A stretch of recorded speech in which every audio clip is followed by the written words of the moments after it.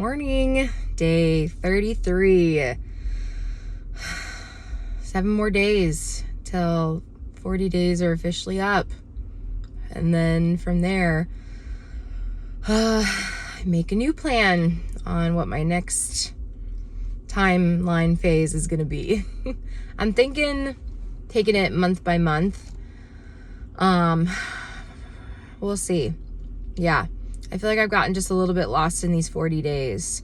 Like, it's just been slightly too long of a time to keep that like smaller goal on, but still praying about it.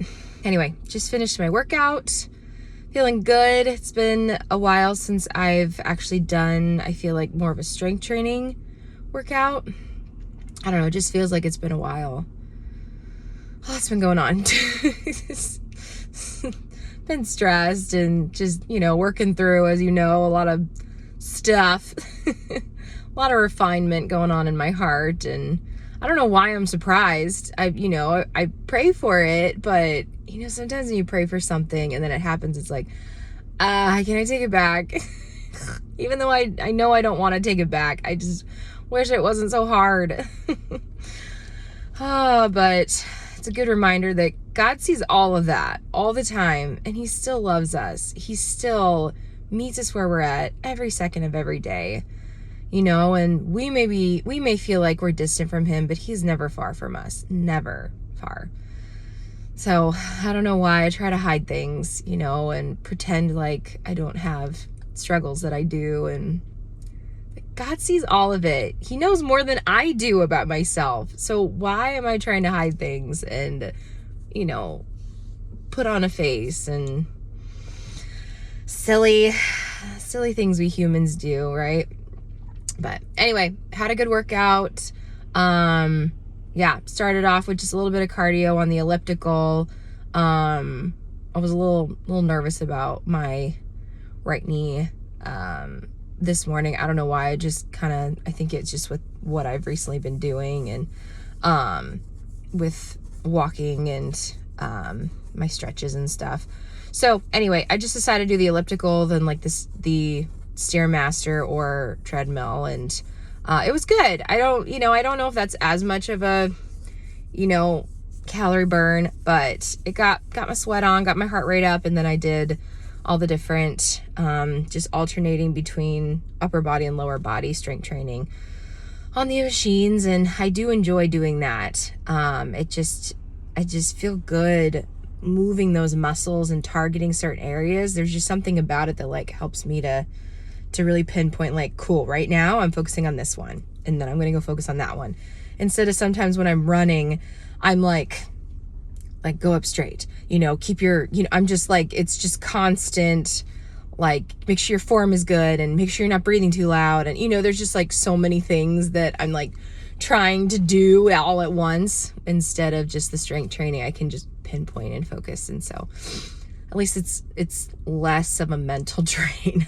So anyway, but it is important to have a variety. So, and really intentionally focused on letting it be more of a de-stressor. So anytime I was tempted to, start thinking about all the things that have been going on, or what I've got going on today or this weekend or next week, or, just I'm a planner. And so it's kind of I've constantly got, on your phone, you got all the apps open and you filter through them. I feel like I've just constantly got so many things. And so I have to mentally choose, right, to take my thoughts captive and close out all the tabs so that I can just focus on what I'm doing.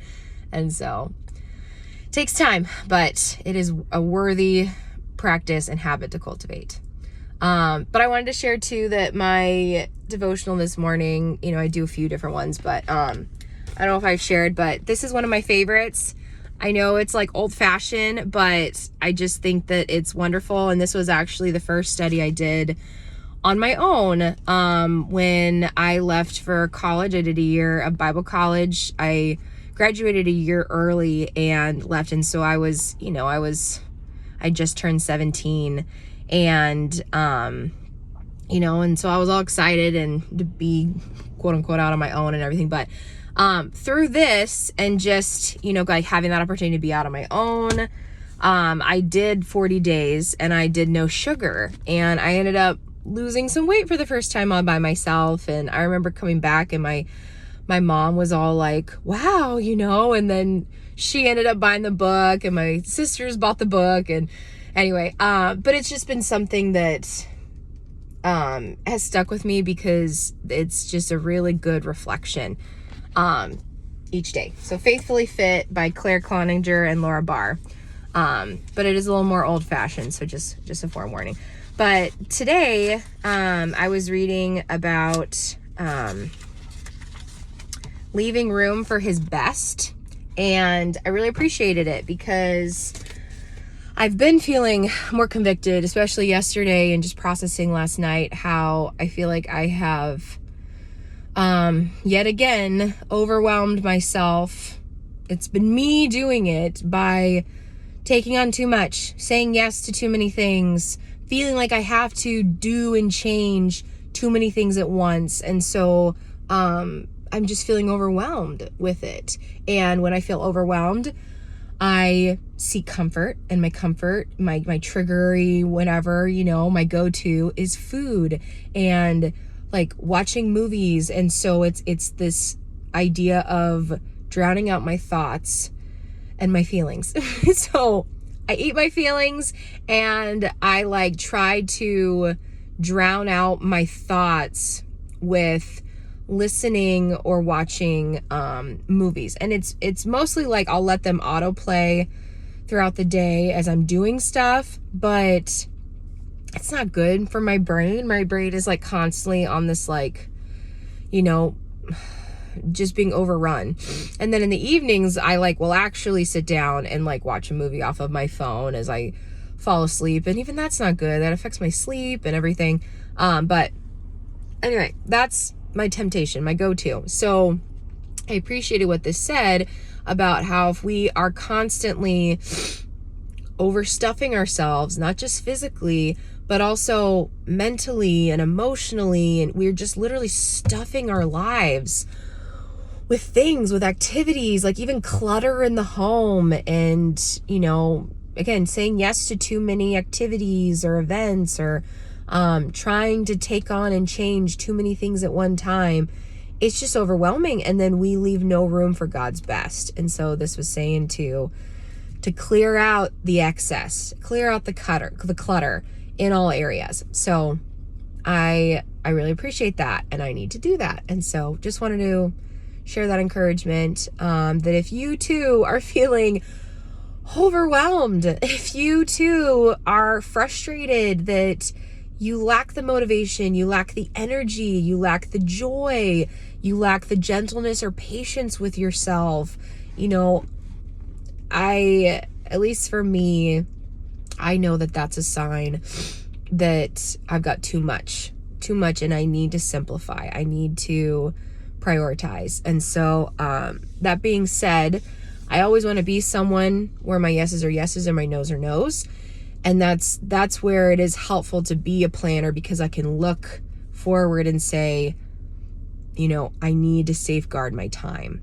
This morning time for me is my me time, and I've got to safeguard it. And in doing that doesn't just mean that I wake up, and I get here and I do it. It's that I have to make sure that I get enough sleep the night before, that I've, made sure that the day before that I'm fueling my body so that my workout is more enjoyable, that I've got more energy, things connect to it. And that's not a state of, oh gosh, I've messed up, and so now everything's, you throw it out the window.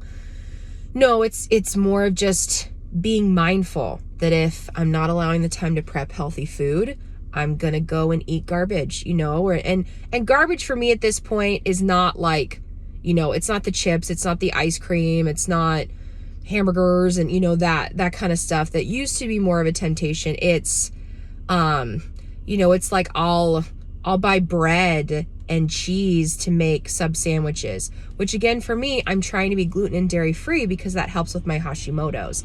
When I have gluten especially, I tend to get migraines and I tend to get very irritable. It's interesting.